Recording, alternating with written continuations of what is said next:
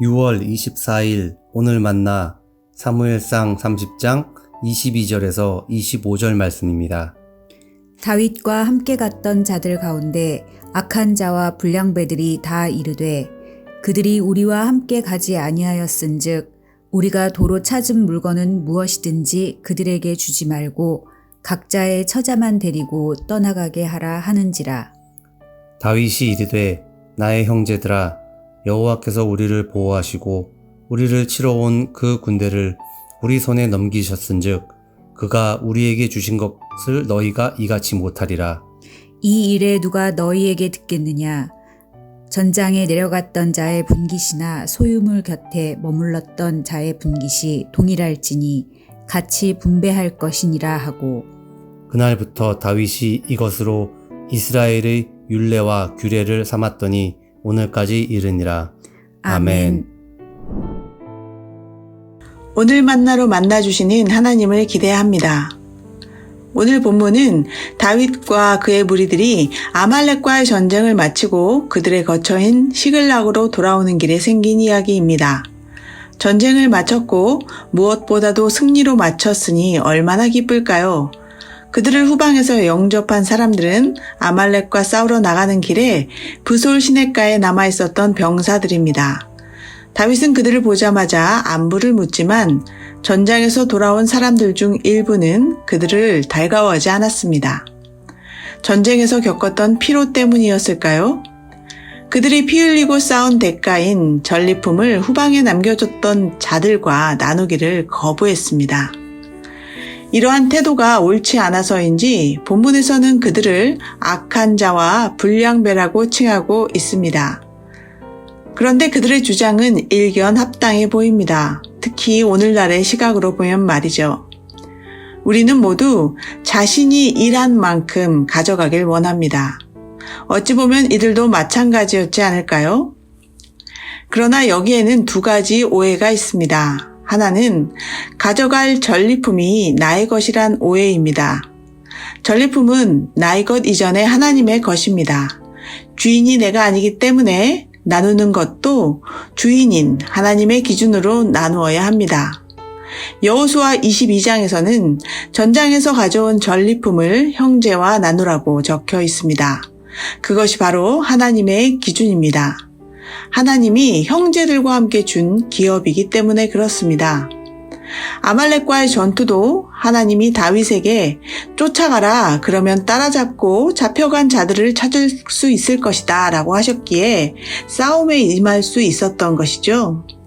그러나 불량배들은 자신들의 수고에 집중했을 뿐더러 전리품에 대한 욕심으로 그 사실을 간과하고 있습니다.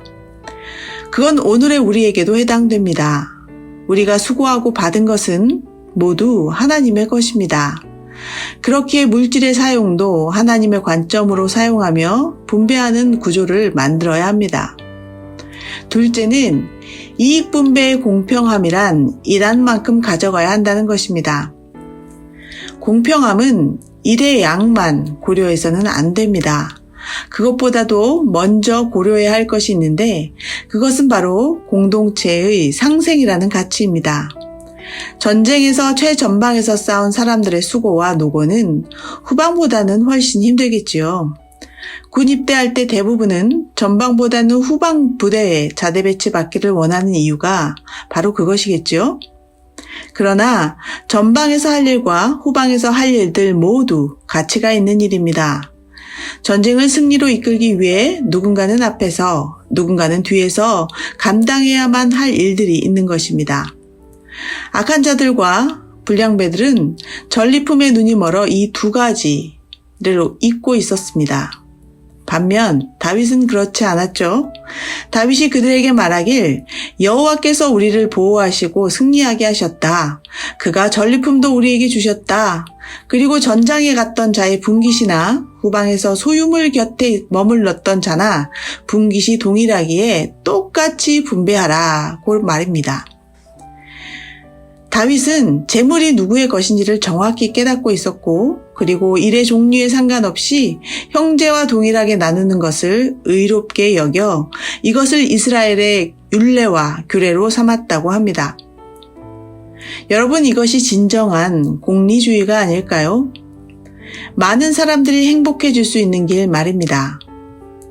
자신의 노력을 자신의 행복 추구에만 집중하지 않고 더 많이 소유하기보다는 이웃들과 함께 나누려는 삶. 그 이웃들이 있었기에 지금의 삶의 기반이 가능했다는 고백, 그리고 그것이 억울한 심정이 아닌 하나님이 주신 것에 대한 감사로 이어진다면 그보다 더한 충만함이 어디 있을까요? 우리 모두 하나님이 창조하신 창조 세계에서 더도 말고 덜도 말고 주인이 누구인지 깨달아 공동체의 상생을 생각하는 성숙한 하나님의 백성 되기를 주님의 이름으로 축원합니다. 기도하겠습니다. 하나님, 우리의 수고로 얻게 된 모든 것들이 주님의 것임을 고백합니다. 나의 소유를 하나님의 뜻에 따라 의롭게 사용하고 정직하게 분배하게 하소서. 예수 이름으로 기도합니다. 이제 2가지 제목으로 기도하겠습니다. 먼저 우리 삶의 전쟁터에서 취득한 재물의 주인이 하나님이심을 깨닫게 하시고 하나님의 기준으로 잘 분배하며 살게 하소서. 더불어 나의 소유를 확대함으로써 이웃의 것을 탐하지 않게 하소서. 그래서 나의 소유가 하나님의 기쁨이 되게 하소서. 2번째로 금요기도회와 주일 각 장소에서 드려지는 예배를 통해 일상에서 겪는 수고로움이 감사의 고백이 되게 하소서. 이 제목으로 기도하신 후에 개인 기도 하시겠습니다.